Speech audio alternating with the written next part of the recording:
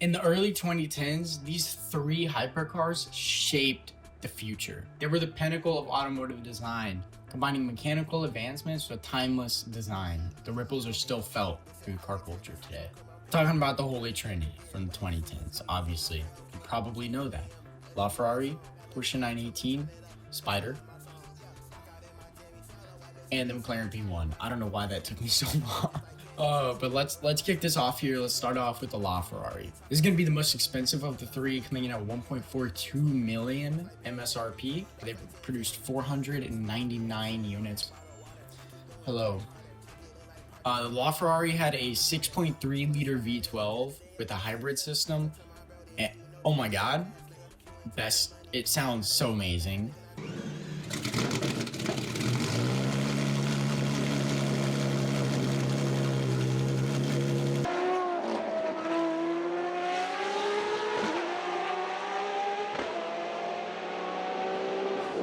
And this was the first fully hybrid car that Ferrari ever produced. Okay, you need to move.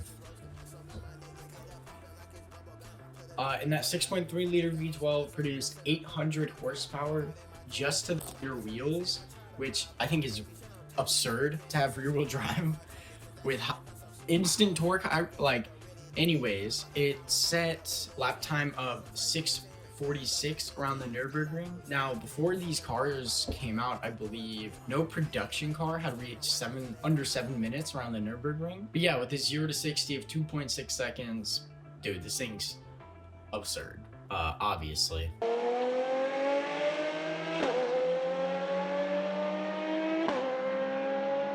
And I think it definitely has the most eccentric design out of the three. I mean, just look at the side mirrors. What is that? Looks like a bug. I love it though. And the LaFerrari was announced at the Geneva Auto Show in 2013, and it went to many more following. Now, it received great praise. Obviously, Ferrari's first hybrid car, so some skepticism around it, but after it was into the hands of consumers and magazines and everything, it was loved. Everyone loved it. But there was one issue: the 0 to 300. The 0 to 300 time. Ferrari had claimed a 15-second 0 to 300 time. After magazines had done independent testing, it was found out to be around 22 seconds. Which is that's really far off. Anyways, I mean, still impressive, but they lied about it. Again, about the design, this is something really interesting. Obviously, you would assume Ferrari to put their best team, onto the design of this, but actually, their design house, Pininfarina, who they've been in collaboration with since 1951, they actually decided to design the LaFerrari without their input, without them designing it. So it was designed by Ferrari's in-house team. They didn't have plans of separating with Pininfarina, but after they released this car, Pininfarina was like, you know what? We're done here. So they separated, ending a 50+ year collaboration, which is wild, petty, even. Anyways, let's get into the special editions. Now, this is where my favorite, or my dream car lies. This is where my dream car lies, basically. It's gonna be the FXXK Evo. These things are absurd. Only 40 produced. Track only monster. I mean, listen to this thing.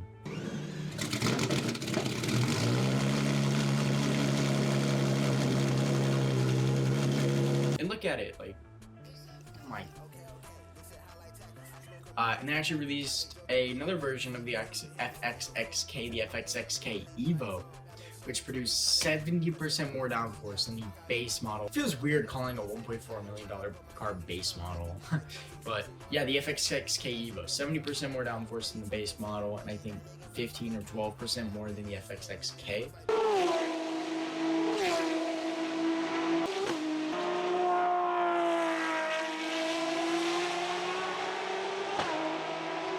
That's kind of absurd. Also released the Aperta, which is basically just like the luxury one, but kinda removable roof. Pretty much it, and they sold 200 of those. Let's move on to the McLaren P1.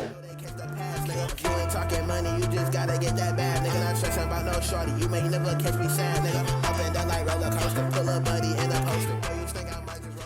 Alright, onto the McLaren P1. I'm just gonna rip the band-aid off. Not my favorite. Personally, I don't like McLaren that much. I just find their cars kind of boring.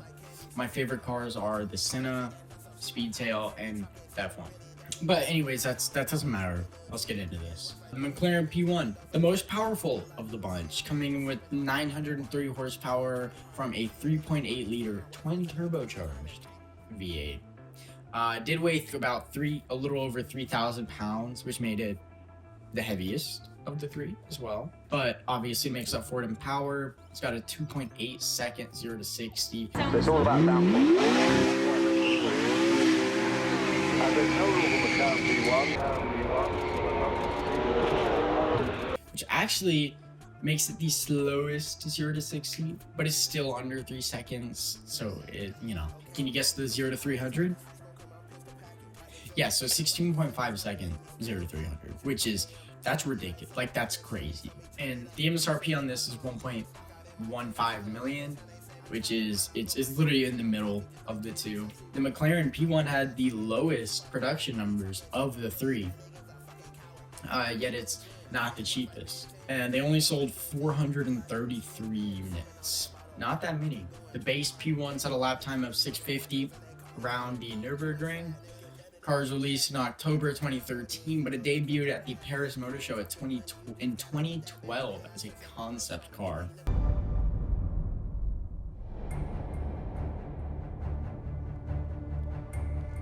The car had minimal issues upon release. I think they only had one recall, and it was for the secondary hood latch, which would send the hood flying up at high speed. Which, that's a pretty big one. That's pretty bad. But not like exploding transmissions or anything like that. So now they actually produced a lot of special edition P1s. So let's just rattle these off, shall we? P1 GTR, P1 GTR 18, P1 LM, P1 Spider, P1 GT, and P1 by MSO.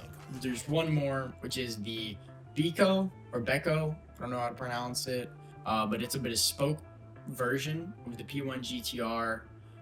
Commemorating the 30th anniversary of Ayrton Senna winning his first F1 race. This is really cool. Now, since there's so many, I'm just gonna pick two of my favorites, right? We'll go with the MSO version. Oh my gosh, I mean, I know you're looking at it, but this thing, hand-laid carbon fiber body, Leo blue tinted lacquer on it with a retrimmed black Alcantara interior with bright blue stitching. Dude, this thing is gorgeous. And 24 karat gold exhaust heat shielding.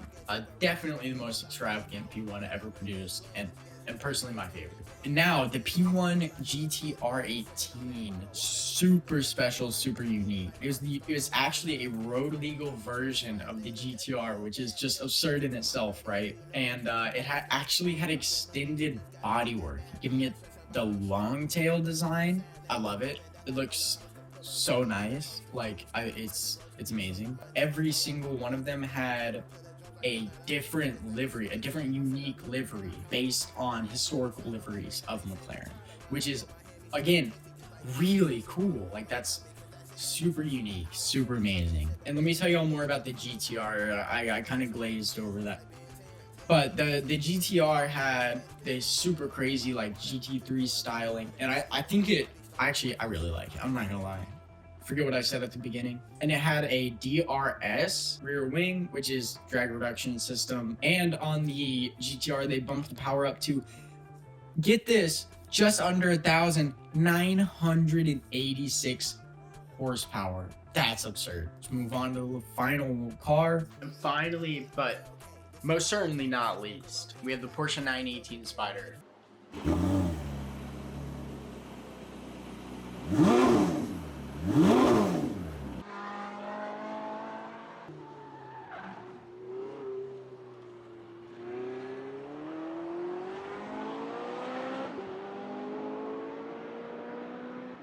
This car is absolutely stunning.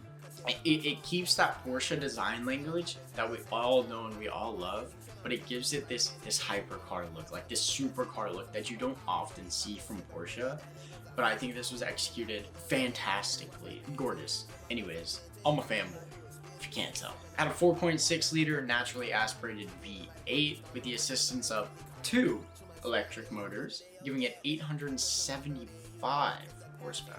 Where it really shines is torque. It had nearly 1,000 foot-pounds, 944 to be exact, and this was paired with an all-wheel drive system, making this thing that much more crazy. And it was the cheapest. It was the cheapest of the three, starting at $845,000.